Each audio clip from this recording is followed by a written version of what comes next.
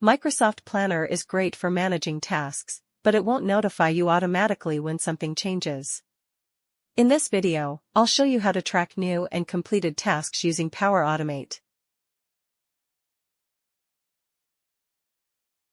Step 1. Track newly created tasks. Planner has a built-in trigger called when a task is created. Whenever someone adds a new task, this trigger fires immediately. You can use it to send an email or Teams notification to the plan owner. Now, you'll never miss a new task.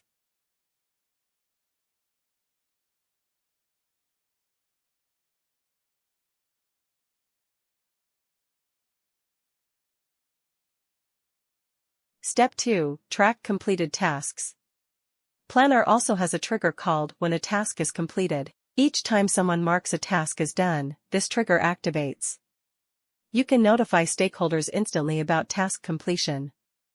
This keeps everyone updated without checking Planner constantly. With these two flows, you're automatically notified of new and completed tasks in Planner. Try it yourself, and keep your team fully in sync. Like, subscribe, and comment if you want more Power Automate tips.